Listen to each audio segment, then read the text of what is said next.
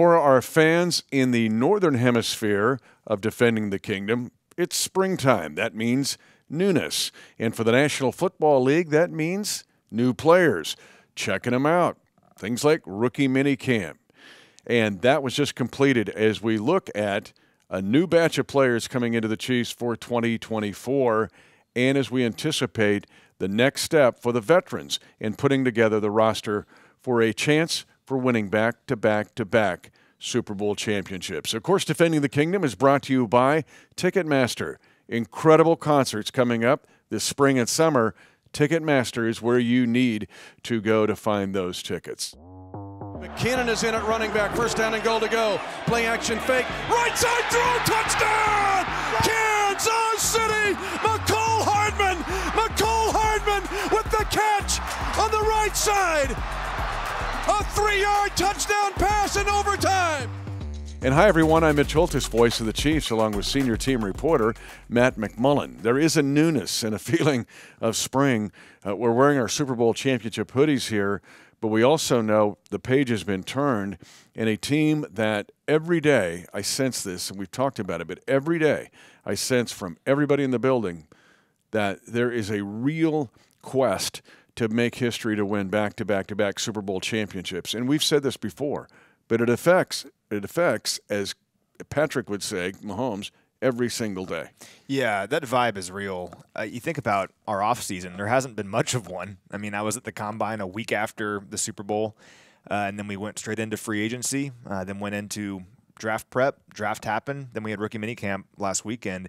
There really hasn't been much of a break. But for the players, I think they kind of liked that, which is a little bit counterintuitive. They got away a little bit, but you're right that there's been a certain kind of attitude and vibe that as soon as the Super Bowl ended, they kind of were like, all right, let's go for 3 in a row. There wasn't even so much celebrating. We just won the Super Bowl. It's like this was part of our journey to hopefully accomplish something that's never happened before. And that mentality is real. You can really feel that in the building.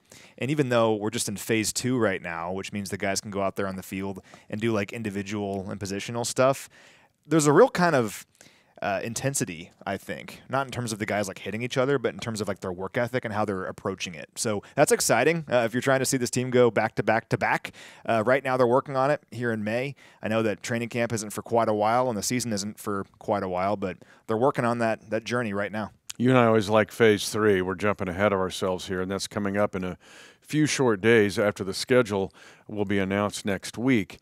But we want to review a bit of what's happened in the last several days, and that is an introduction of a whole bunch of new players into the Chiefs Kingdom. Now, a lot of those players have already, they took a picture and then they send them away.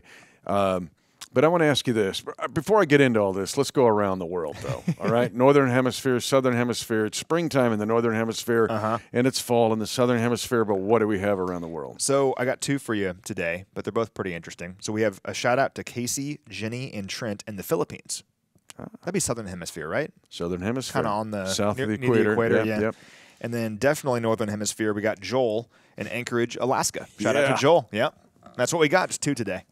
Do they still have the awesome Summer League baseball? Like, remember the yeah, it's where there's like no it's the 24 hours of daylight or whatever, and they play the whole game or whatever. But you've got the Cape Cod League, which was the Woodback collegiate guys. And Alaska was always the Glacier Pilots, and so anyway, Fairbanks had a team, and it's awesome. But Joel will have to let us know. It's tough with the travel for minor league baseball because they're bussing around, so they would have to all be like in. But Alaska you go up there and DC. you play like for a month, and then Anchorage goes south and plays for a month. But anyway, have to look into that. The all day lends itself to 3 a.m. baseball in Alaska, Fairbanks, Anchorage, and I don't know, catch a can and other places. Yeah. Peninsula had a team down in Juneau, I think. So, but anyway, shout out to our Alaskans who we love in Defending the Kingdom. And a shout out to your coverage of the rookie minicamp. But it's really 4 categories of players that are involved in what's happened over the last several days. And one of the draftees, which we laid all that out, and that's on the last episode, the 7 draftees that comprise the 2024 draft class. But then there's the undrafted free agents. And we told you that we pay attention to that. The phones start ringing. That's an old school reference to once the draft ends, and it's basically 32 teams doing their version of collegiate recruiting, and there's roughly, there's 17, 18 guys in that UDFA group. Then there's before that, there's the veteran kind of guys who've been around, crockpot guys, if you will, that have been around the roster, some on practice squad. Benjamin's been in the league 3 years, still was a running back that was eligible to be here. So there's that group of guys, and a little more important than you might think. We'll touch on that in a second. And then there's the tryout guys. They just show up from everywhere and anywhere, cleats over their shoulder. Can I give it a shot? And I call these the Echo Boydo All-Stars. Yeah. Because Echo Boydo has become the poster child now, poster young man, I should say, of the the tryout guys. Just show up and try out, because he went from tryout guy to Super Bowl champion. And there's always one or two that make it out of the tryout, and we've got the one. We got the one. It's wide receiver Jaron Hayek. We think that's how we say his last name. We still have yet to meet him. Jaron Hayek, we think, from Villanova, was the tryout player that made the team this year. We'll talk about Jaron here in a moment. 6'1", 200 pounds, 5 seasons at Villanova from 2019 through 2023. Caught 170 passes for 2,744 yards, 29 touchdowns, and 48 career games. And when I was watching rookie minicamp, I scribbled down a little note by his name, and it was volume. Because repeatedly throughout the weekend, he was getting a lot of passes thrown his way at various levels. And now that we know that the coaching staff was really interested in him, it shows that they wanted to see what he could do in a variety of capacities. And he proved himself. So good for him. That's awesome. Not easy to do. You kind of laid this out, but rookie minicamp is complicated from a roster standpoint. Thankfully, our PR staff color-coded the roster this year. That helped a little bit. That was not me. I'll not take credit. Oh, my gosh. I was going to give you credit because I thought that is really awesome. That's a big step forward. That would be Kelsey Bowl in PR. I smell Kelsey Bowl in that one then. She's awesome. She is awesome. She kind of thinks the way we think a little bit. It was very smart to color code it because there's really kind of 5 categories. So you have the 7 draft picks. That's obvious. Then you have the 8 rookie camp eligible current players. I'm hesitant to say veterans because guys like Louis Rees-Zammit was there. He's never played in the NFL. Yeah. He's kind of a rookie, but he's not undrafted. He was a free agent that signed over from Wales, so he was there. So there were 8 players like Chris Oladokin at quarterback. He was the quarterback for most of the camp. Those players are not rookies, but they don't have the service time experience to be kind of aged out of the camp, so they're allowed to participate. And in Chris's case, he mentioned this the other day, he wanted to participate. He wants to be there because it's a great opportunity for those guys to get better. Truman Jones is another one, a UDFA from last year.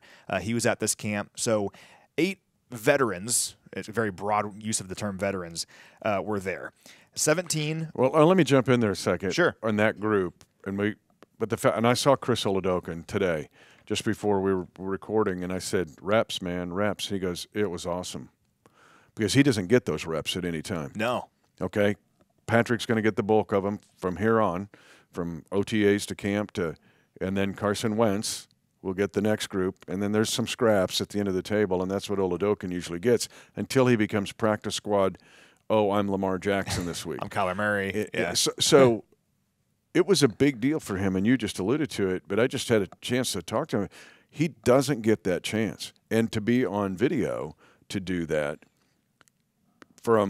it's just a big deal for him and why he doesn't buzzkill it, and he wanted to be here and get those reps. It was awesome. Tells you about his attitude, 1. But 2, this league is, can you squeeze in an opportunity at any spot? And that was for Chris Oladokin. And his relationship with Patrick Mahomes is a good one. They're great friends. And Patrick isn't allowed to be at rookie minicamp. He can't be out there participating. Chris can, though. And Chris, every single day after practice, was calling Patrick and letting him know what he thought of certain guys, how certain guys did. I mean, those little things help. I mean, every advantage you can get, why not? So Chris Oladokin, great rookie minicamp. Awesome having him out there. Now, 17 undrafted free agent signees were out there. And there's some confusion over this. What's the difference between a UDFA, when we're talking about those guys, and like a rookie tryout player? Well, when we talk about UDFAs, we're referring to them because they've been signed. So those are undrafted free agents who have signed a contract with the Chiefs. And there were 17 of those that were signed by the Chiefs after the draft. They've since released one in order to sign Hayek. They released Reggie Brown from James Madison. But a lot of good names on here we can talk about in a minute, exciting players. 4 veteran tryout players. So Benjamin is one, running back, played for the Cardinals, played for a few teams. Veteran guys that are given the opportunity to try out here. And you can only have a certain number of them. Older players, doesn't really matter how long they've been in the league, but they're here on a tryout basis. Haven't heard any updates on that, though, after they left. And then 38 rookies on a tryout basis. And those are the Echo Boydos. Those are the guys that they don't have any guarantee of being here beyond Monday, but they're here for 3 days. And it's really cool because for some of those guys, this is the only opportunity they're ever going to have in the NFL, and they relish it. They take every advantage they can, enjoy it. But some of these players have a chance. And some of these guys, Echo Boydo, the guy last year, who knew that him showing up as a tryout player, he would be getting a Super Bowl ring in a year's time. And for Jaron Hayek, he now has the opportunity here with Kansas City to build on what he did in rookie minicamp here in OTAs in a couple of weeks. The key for that group of guys you just mentioned last is to have a photographer, because you want to be photoed in a Chiefs uniform doing some drill, still photo, video, and then they do the group photo at the end, which is like summer camp, right? We were all together there because when you're like Jason Brown, you remember the coach on Last Chance U? Yeah. Who brought his team here when he was coaching Independence Community College, said, yeah, I was part of the Chiefs, and it was with Larry Johnson, and well, he was at a tryout. And so, yeah, there was a picture of him, but a brief time where you're in the Chiefs uniform, have a number on, and you can tell your kids, I was a Chief.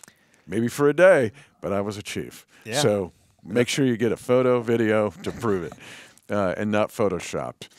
So you have to show some guarantee that you were here. Well, and that was the cool thing. Because you were out of town, I got to go to the rookie dinner, which is like this dinner up in the press box at the stadium where all 74 players that were a part of rookie minicamp were there. And they're not there to break down film or to interview or to do anything. They're there to eat dinner, hang out with their fellow rookies, hang out with the coaches, and learn what it means to be a Chief. Clark Hunt spoke.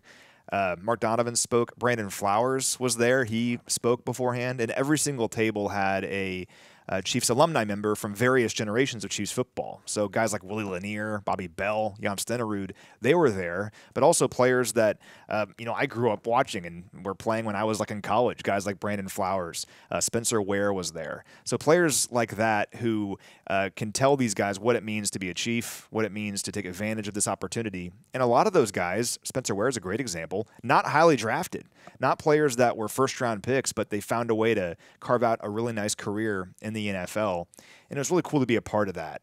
And you could see how much it meant to all of the rookies, whether they be Xavier Worthy or the tryout guys, to be a part of that and to be a part of this organization, even if it's only for 3 days. They can always say, I was a Chief, I was a member of the back-to-back defending world champs. And there's value to having those veterans there, or the guys that have played before, I should say, the alumni, or if they're maybe members of the ambassadors group, because they stay connected to the organization. And we have a whole group of younger guys now from that Spencer Ware and BDOT, Brandon Flowers group, that can reconnect with the success that we're having. But for a younger player, whether any of these categories, to sit there with a guy who understood that where Brandon Flowers made some dynamic plays, Spencer Ware, the over-the-shoulder catch in the great rally in overtime in the opening game of the 2016 season for Alex Smith, those are all things that resonate with these younger players. But it's also good for our former players to stay connected. The ambassadors do that. But this event in specific, that's probably, of all the things, to talk about the history of this organization, but to see those former players connect with the younger guys is probably my favorite part of that rookie dinner. When I was introducing Flowers, I talked about his career numbers and everything, but I also told everyone to look up the photo of him at the Black Hole. You know what I'm talking about? Where was it Jason Campbell? Can't remember who he picked off, but took it to the house and then put his foot on the football and staring right into the black hole, just flexes, and it was like 500 guys giving him the bird. And but it's just one of the greatest photos ever. He lit up. He was smiling real big when I talked about that. Love that dude and love Spencer Ware. You remember the over-the-shoulder catch on a running back route to the far boundary. I can see it as if it was yesterday, and that was part of a great rally and one of the better moments for Alex Smith's 50 wins here as Chiefs quarterback. All right, let's – a quick story on that. Yeah. I was in Arizona working for the Diamondbacks, and obviously they are on they don't do daylight savings. So is that when you snuck into the team picture? You're in the team picture. I didn't sneak into the team picture. I was ordered to get in the team photo, and I have that photo. So this is your version of the tryout guys when they get the photo. Kind of. At least those guys actually played. I just took a photo. But I thought I was really smart because that game against the Chargers, basically because of the time change, it was 10 a.m. in Phoenix, and none of the pizza places or wings places were open. So I ordered pizza and wings the night before and put it in the fridge, then woke up at 9:30 and just crushed some pizza and wings watching the Chiefs game. It was great, and it was one of the greatest comebacks in team history. That's why you think outside the box. That's what I'm trying to do. It's also why your wife shakes her head like, like you didn't do that. Spent $40 on cold pizza. Yes, I did. That's it. That's it. I love it. So let's just kind of quickly revisit this. And so we're okay. We're in. I haven't even mentioned the title yet. But toe in the water. Did you take swimming lessons as a kid? I did. Yeah. Remember your first swimming lesson? Well, I remember because I kind of had to relearn how to swim because I broke my arm, and then my muscles weren't responding correctly, so I had to kind of relearn how to swim, and it was difficult at first. Yeah, it was terrifying. I think for the first couple of days, my mom loved the water, and she was going to make sure all her boys learned to swim. And we lived out in the country, right, in Smith Center. No pool. We're not swimming. The town kids had the pool. So when you went to swimming lessons, you had to be on the town kids, and you were the complete idiot. And I just think I'm going to drown. First day, it's going to, because you're just going to die. Yeah. And then you kind of learn how to swim.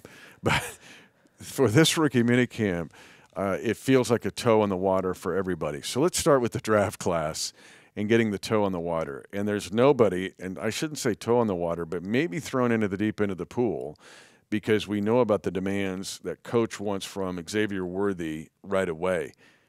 But he gets an indication of what's required mentally, emotionally, and physically with the rookie minicamp because you're going to run tons of routes. You're going to get a lot thrown at you. It goes back to my tweet before the draft. Whomever the receiver is going to be that's drafted has got to be ready to work. Learn 3 languages in 4 months. You're not a Z, X, slot, Y. You're everything. And I think this 72 to 3 days or whatever for Xavier Worthy, he got a taste of that. He did a lot of reps, just a lot of reps. And that's the beauty of the rookie minicamp before all the vets get here.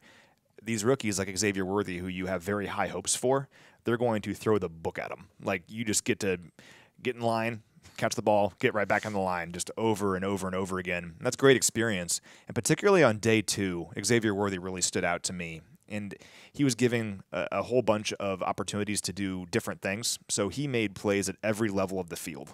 Early in the practice, made a great adjustment on an underthrown deep ball to bring it in. Great play. I know we all are excited about what he can do as a vertical threat, but also just stuff around the line of scrimmage and the middle of the field, like the 10 to 15-yard throws, was doing a lot of that. Things like crossers, things like that. So day 2 for Xavier Worthy, I feel like we really got a chance to see what he can do in this offense, and the answer is a little bit of everything, and the important thing is he took advantage of that opportunity, and really, particularly day 2 and day 3, he looked really, really good in this offense. So excited to see what he can do moving forward here into OTAs. We've seen recent receivers vomit on the first day of rookie minicamp. And for Xavier, when he kind of pulled up lame a bit, is that a hamstring? What looks like cramps. It was fine because he came roaring back the next day. Day 1, yeah. Day 1.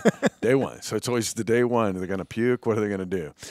With the rest of the crew, in my review of it, again, the 4th-round guys excite me. And I know that when I look at Hicks, and Jaden Hicks at Washington State as the safety, big safety, he looks the part. And you can see the athleticism. It's going to take a while, of course, to process it. But he and Wiley, to me, these 2 4th-rounders could be something that could help right away. Both players that we thought would be drafted earlier than they were, and the Chiefs got him in the 4th round. Hicks made some plays throughout the weekend. He was playing at various spots in the defense. Just a total Spags defensive player, a chess piece you could put anywhere, and right away he was being put in numerous different situations to show what he could do, which is exciting because that gives Spags an idea of where to start with him. Where do we start when we get to OTAs and minicamp when the veterans are here? It's a really good opportunity for him. And then Jared Wiley, I think, was my top performer from the entire rookie minicamp. He just, from day one, looked the part. And that's, I think, the best compliment I can give him is he looks the part. He looks like an NFL player out there and a guy who's going to make plays for this team. I hope early on. I mean, he really just didn't look like the moment was too big for him. He was able to do a lot of different things during red zone work on day 3. Huge red zone weapon. I think we all kind of anticipated that from him.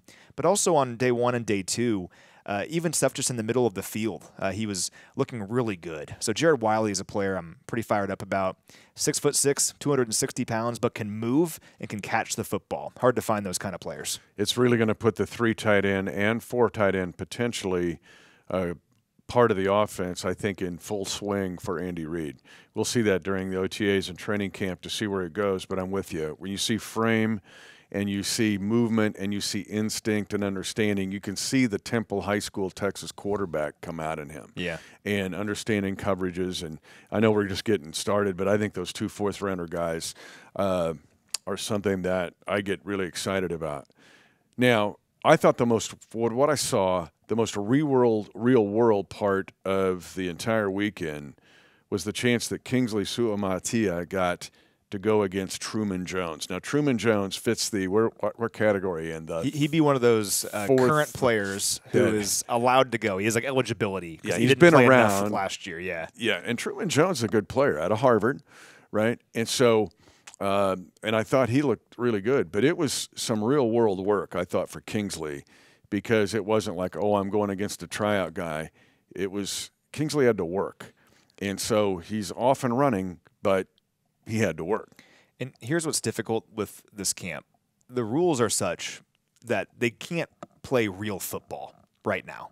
They can't put pads on until the 2nd week of training camp, which will be like in August. Yep. So right now the guys are out there just in shorts and jerseys, and they have to try to simulate as much as they possibly can without doing like live hitting and things like that. And that's been like negotiated by the NFLPA. They literally can't do it. So how do you get the most work out of this kind of camp when you are a lineman? And that's part of the challenge as well. And for a guy like Kingsley, you have to go out there and show what you can do and get better while not really playing real football. And that's hard. But obviously talent through the roof, potential through the roof with this guy. And his first taste of NFL action going out there against a player like Truman Jones, who is not necessarily like an NFL veteran, but a guy who's been around this team for over a year now. That's a good opportunity, a good experience for him, working within the parameters that they have to during this phase 2, phase 3 time. Footwork critical, obviously, whether they're in full pads or not, and then hand placement, hand fighting, basically. Yeah. You see him do it all the time. Truman Jones was really good. I'm really kind of fired up to see him in UDFAs. And for Kingsley, it's going to just be a work in progress for him. But, you know, he's got a high ceiling and a chance to learn. But I thought for him, for Xavier, you don't usually see, and your point's a good one, with even in OTAs, because there's no 9-on-7. There is some one-on-one work, but it's not like training camp one-on-one. You really don't get it till the pads get on. Yeah. But the toe in the water for Xavier Worthy to jump in, hey, we're going to throw you into a little deeper into the pool here.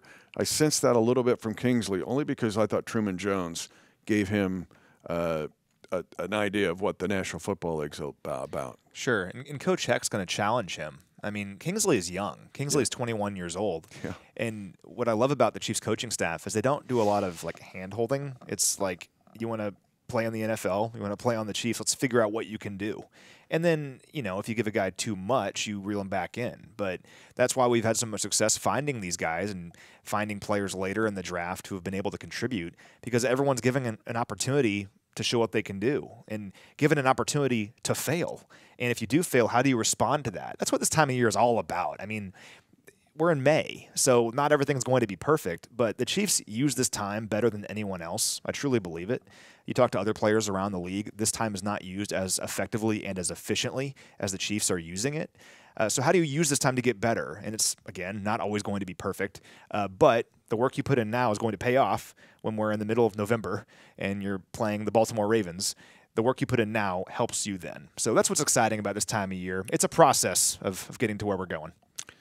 And processing is a big part of this because they get thrown a lot mentally and who can process and who can process it quickly and then who can translate that processing to the field as quickly as possible. That's also evaluated from now, and including training camp. And the retention as well. Coach Reeb will say that. This is all kind of a test.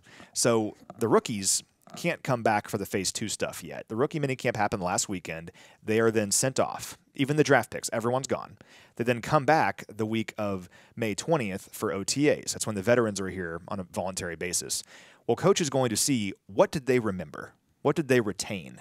Because a lot of the rookie minicamp stuff, like the installs with plays and everything, that is the stuff that's done on day 1 and day 2 of OTAs. So they have a head start. Those guys should, in theory, already have that stuff down. So if you have a couple of rookies who don't really know what's going on, they're making mistakes about the stuff that's done in day 1 and day 2 of OTAs, well, that tells Coach something. They didn't retain the information. And likewise, if you have players that are really good at it right away on day 1 and day 2, those guys took what we taught them a couple weeks ago, and it didn't just leave as soon as they left here. They retained it. So that's really important as well. I give the West Point analogy here. As a plebe, you show up. You're excited that you got in. Hadn't needed a congressional appointment. You've got to be really good and smart and get good SAT or ACT scores. And then you get like 30 minutes to say goodbye to your parents. So that's the time where you celebrate, hey, I got drafted by the Chiefs. Hey, I got a new UDFA contract with the Chiefs. Hey, I'm getting a tryout with the Chiefs. Hey, I'm a veteran, but I'm getting invited back to give it a shot again. And then it's over. You did you celebrate because you jump right in and go to work. You better be ready. That's the thing. For everybody. So my UDFA MVP of rookie minicamp is Fabian Lovett, who's the defensive inside tech who played at Florida State, but prior to that was at Mississippi State. And didn't have tons of production at Florida State because to me and it's ironic because Derek Nottie played at Florida State. And so I'm like, who's 99? Who's 99? And so then you go back and oh, that's the Lovett kid.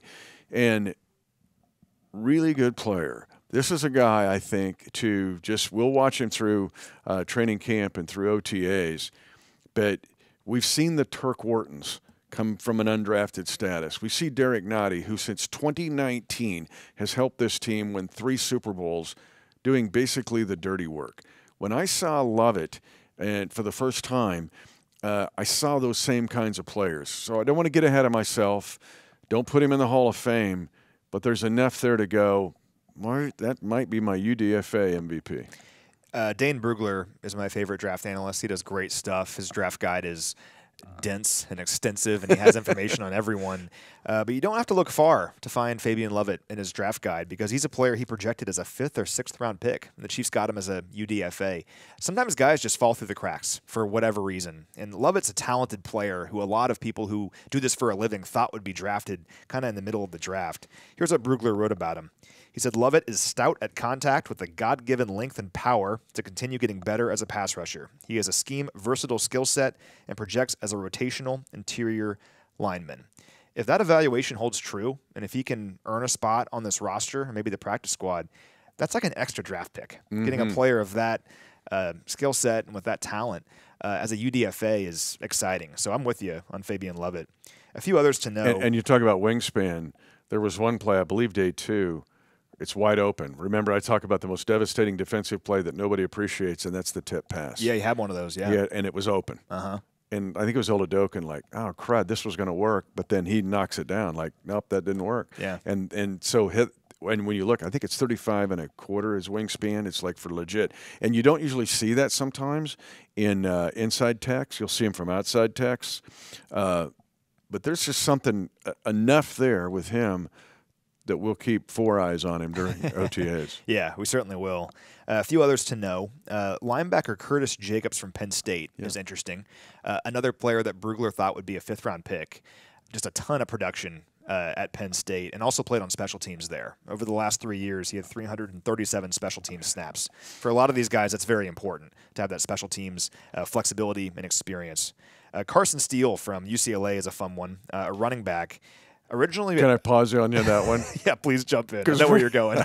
I'll let you finish, and then we'll go there because Matt and I live weird lives. We do. We'll text each other like, "Hey, have you seen this guy?" or "What did you think about this guy?" or it's usually late at night.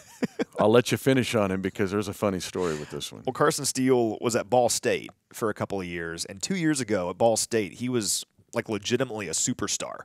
He rushed for 1,556 yards, 15 total touchdowns, earned all conference honors, and forced 96 missed tackles.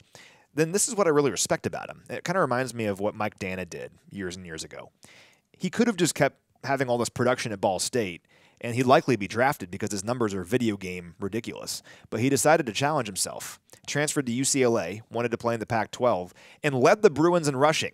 So he went from a smaller program where he had crazy numbers, went to a big program where you're playing Power 5 schools on a regular basis, and still had a really nice season. So Carson Steele is a fun one. He can bench 450 pounds and squat 675 pounds. Bruce Feldman does that freaks list every year. He was on there last year.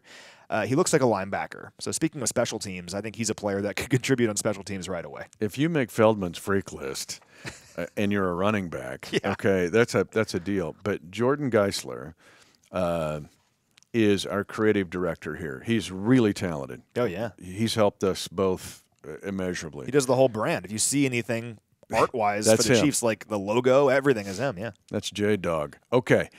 How long ago was it? He goes, Carson Steele, man. Here's my sleeper of the whole 2024 class is Carson Steele, Ball State. Well, I went back.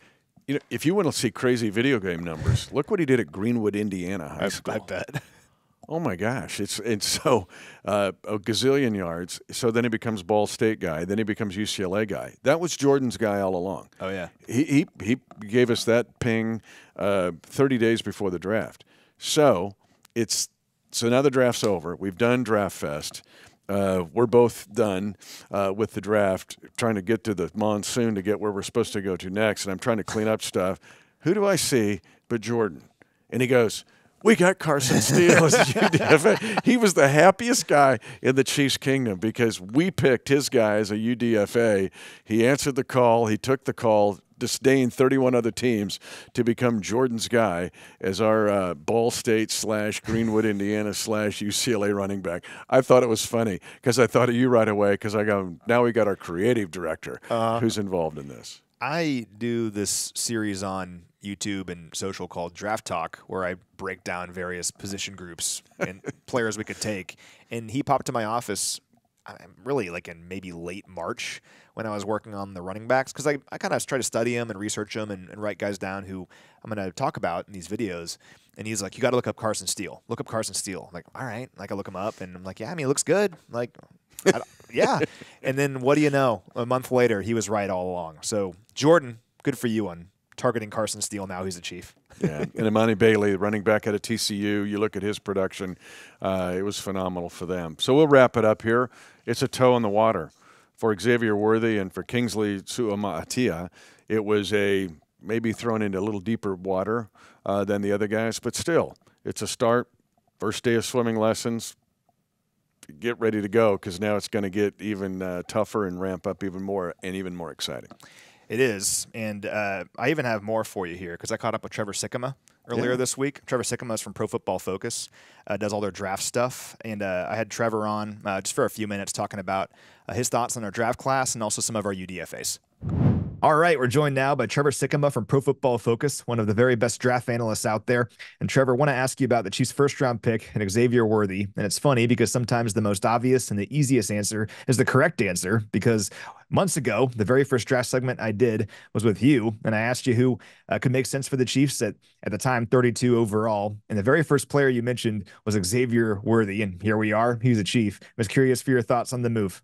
Yeah, if I could turn that, if I could turn that confidence of bets into like my sports betting career, I feel like I'd be a lot better off with being able to call stuff and being able to profit off of it. But anyways, look, Xavier Worthy, I think he is a perfect connection for what the Chiefs want to do because it's not as simple as people think of like, oh yeah, Mahomes, big arm, vertical offense, but that is an element of their offense last year specifically that was lacking in consistency. They were going after it, they were trying to do it, but just that consistency wasn't there from it, and so.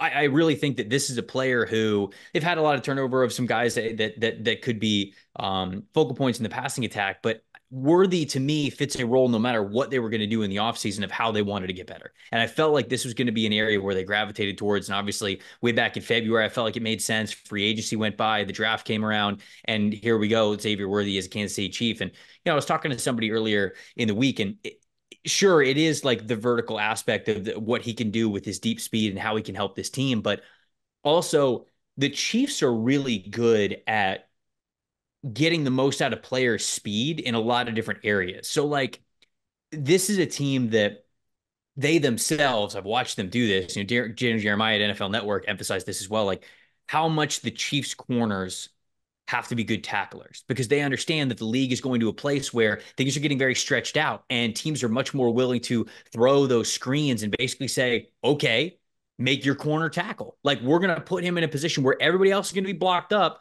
and your corners are going to have to tackle us. Well, I think they also take that to the offensive side of the ball where they say, this is where we want the league to where we think the league is going. We're going to lean into this as well. And we're going to have a player in Xavier Worthy where we can get the ball in his hands very quickly. We don't just have to get the ball in his hands 40, 50 yards down the field to maximize that 4-2 speed. We'll get it in his hands pretty quickly. And if your corners can't tackle, guess what? That's 30, 40 yards down the field. And that's about as easy as just a game of pitch and catch. So to me, that's why Worthy, his speed, the things that he brought to the table, it always made sense for Kansas City, and I get why they went after him in the first round. Yeah, a guy that seems to make a lot of sense, and I'm totally with you, where I think he has the deep speed, obviously, fastest 40-yard dash at the combine ever, but also has the ability to affect the game at all three levels with that speed, not just straight line speed, which I think differs him from other guys who had great 40 times over the last several years. I just think it's so funny that, we spend so many weeks and months talking about this stuff, and first guy you mentioned way back in February is the guy they ended up taking in the first round. Want to ask you about our second round pick as well. Kingsley Suamataia from BYU, left tackle with versatility to play right tackle as well. Your thoughts on Kingsley now being a Chief? A former five-star guy, started his career at Oregon, ended up moving back home to BYU. Like you mentioned, he's played right tackle and left tackle. A really good athlete for his size. I mean, he is terrifying when he gets out on the hoof. I mean, when they're running either pitch routes or just again like screens where he can get off the line of scrimmage and he becomes like a lead blocker in space. If I was a safety, I'd be terrified. I might make a business decision. I might just go like, all right, I'm going to make sure that we kind of take you out of the play, but like, don't hit me too hard, big fella. So the way that he moves and the athleticism that he has, that explosiveness definitely shows up in his tape, but he's just raw. I think it is in his consistencies of how he is as a blocker right now. When I watched him, he got better about this as the year went on for sure. But certainly when I was watching 2022 and a little bit of early 2023, he had a tendency to want to like shove guys instead of really get his hands up inside and like block them and just totally take them out of the play. You get the hands inside and really just like use those vice grips for hands and really just kind of maintain those blocks. And that's what you want to see, right? Like that's the kind of blocking that you want to gravitate towards because that's more consistent. That allows you to maintain those blocks and you become more reliable and more consistent. And I just think as though whether he plays left or right, I don't think he has to play there right away, which is really important to me in the spot that he's landed in Kansas City, because some people were talking about Kingsley as like a late first round pick. And I was like, okay, I see the talent. I understand why you're doing this from a talent standpoint. But if you draft a guy in the first round, an offensive lineman, a lot of times you want him to start pretty quickly. And I would have been a little bit nervous about that if you were just going to stick him out there in week one. But with Kansas City, they've got enough guys around him where he doesn't have to start right away. He can really hone in on how to be more consistent with his hand work and really more consistent, more patient as a blocker. And I think when you combine that with his athletic potential, you've got a future starting offensive tackle, or at least you have it in the cards. Like this is within the realm of realistic possibilities for him. So to me, maybe not an instant impact type of a player. Maybe he is. Maybe he'll surprise me, and I'd love to see that. But at the very worst, I feel like year 2, year 3, you're getting a guy that you're throwing out there to be able to start for you because he's got a lot of promise. Well, and just 21 years old, which is exciting. I think sometimes right. we all kind of forget about this. We think all the draft picks are the same age, but I mean, there was guys in this draft that are 25, 26. I mean, Kingsley's 21 years old, just turned 21 in January with, like you said, the potential and talent through the roof. So excited to see how he can kind of come along here in OTAs when they get going in about a week. Now, day 3, I think the Chiefs got a lot of value over the course of the several hours of that Saturday. Is there a pick or two that you really liked for the Chiefs in day 3? Man, I liked a lot of what the Chiefs were able to do on day 3. I mean, I love the Wiley pick because I think it's a really good like long-term investment for them. You know, Noah Gray's on the last year of his rookie deal. Irv Smith's just a 1-year deal right now. I know that Travis Kelce signed the extension, but like getting Wiley in the building right now allows him to be, you know, maybe rotational tight end this year, tight end 2 next year, maybe even tight end 1 the year after that. And I think it's a really nice progression. So I think they did a great job of capitalizing on that. Jaden Hicks, I think, allows them to play that 3 deep safety rotation that the Chiefs have loved over the last couple of years after losing on Mike Edwards. So I really like that one. The Hunter Norzad pick, I felt like Norzad could have gone a lot higher in this draft. They end up getting him in the 5th round. And you could say, well, hold on, the Chiefs already have a great interior offensive line. Yeah, but this is the type of player who, if any of these guys go down for the short term, you can plug in Norzad. He can play any spot, either guard or center, and you can get by with it, right? That's somebody who you're not afraid to kind of like play in a pinch, but he's not going to earn a starting role over the guys that are there right now. But certainly for this 3-peat run,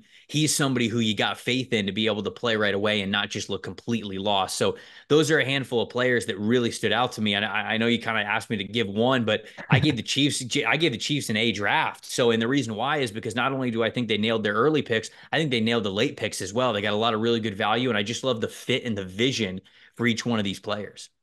Well, I think that's how you maintain a dynasty is you find players late in the draft who can come in and contribute. I mean, the Chiefs have done a great job of that, obviously, in recent years, getting guys like Isaiah Pacheco and Jalen Watson and so many others. But I was looking at your top 100 list going into the draft, and I think you had Wiley and Jaden Hicks both as top 100 players. The Chiefs got them both in the 130 range. So says something about the value of the draft. I mean, that's, I think, where the Chiefs win. Obviously, you want to hit on the day 1 and day 2 guys, but finding guys later in the draft is so important for a team like the Chiefs that's picking at the end of the round, every single round. And hopefully they did that again here with these guys. And it keeps going into the UDFA period, which the Chiefs have had so much success finding college free agents as well over the years. I mean, the list goes on and on. Guys like Treshaun Wharton still on the roster, who's a previous UDFA who now starts for this team at times. Darrell Williams was on this team for a long time, helped this team win, was a UDFA.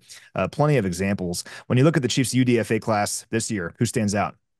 They got a handful of players that were very notable to me that I watched for the draft guide in the UDFA portion of signing these guys. And I thought it was just a really great job. I mean, you brought up Isaiah Pacheco. I think the running back that they got at UCLA, Carson Steele. I mean, I feel like he's kind of cut from the same cloth, right? He's like a bigger, more powerful back. I mean, he'll just put his shoulder into you. He's somebody who is going to thrive off of those yards after contact. I really felt like his style fit what the Kansas City Chiefs kind of gravitate towards with their running game. So I love that fit there. Fabian Lovett, I thought was absolutely going to be drafted. And so to get him as a UDFA, I think is a defensive lineman, a strong defensive lineman piece. That's a really nice one to me. Curtis Jacobs, I thought certainly had a chance to get drafted as well. This is a player with really good athleticism. He's just got to anticipate a little bit better. But man, if the light can come on for this guy, he can absolutely make this roster. I think he's a practice squad guy for sure, no matter what this year. But then he develops into potentially a guy who can be a depth linebacker for you, can make the team, can make the active 53 man. And then the last guy that I would shout out is Ethan Driscoll, the massive offensive tackle prospect from Marshall, who just size alone, I think you want to take a bet on him. He's a former basketball player, so you kind of see those basketball movements with him, and just overall consistency, making sure that he's utilizing that length as best he can, because he's not the greatest athlete when it comes to those kick slides and moving out in space, but if he can continue to anticipate better and just use his length in more patient ways, I think that he is somebody who, again, you can't teach the type of size that this dude has. So maybe he also has a chance to make the roster at some point in time. So I thought it was a really solid draft for them overall on draft weekend, but then that continues with the UDFAs, because when I looked at their UDFA class overall, it was a lot of guys that I thought were going to get drafted that they got after the draft. Yeah, it's an exciting group. This happens every year where there's players that everyone kind of thinks will be drafted for whatever reason. They don't get drafted, but they have an opportunity now wherever they end up. And in this case, with those guys in Kansas City, to show that they belong and to show that teams made a mistake by not drafting them.